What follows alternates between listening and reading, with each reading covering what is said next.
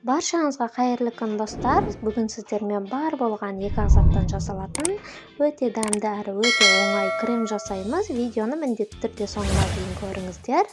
Ол үшін бөлме температурасындағы жұмсақ сары майды осылай 2-3 минуттай миксерлейміз. Ағарып майдың басы бірігіп, біркелкі болғанға дейін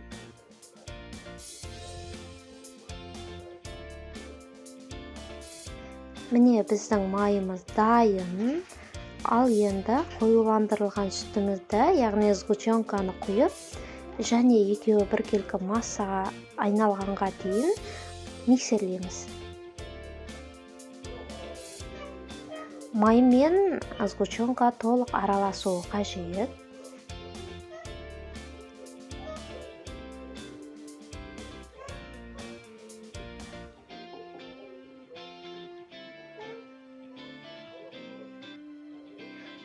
Міне достар, біздің креміміз дайын.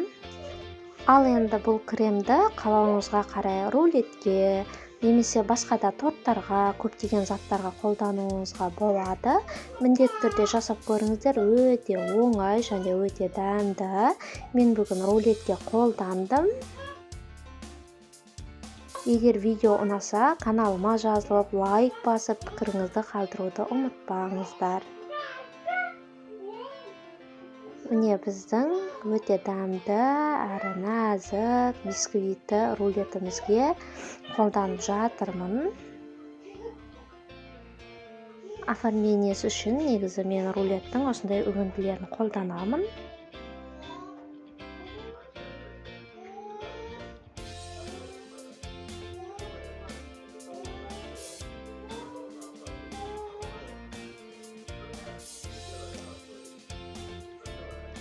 Міне достар, біздің өте дәмді әрі жаңағы өте оңай кремнен жасалған рулетіміз дайын.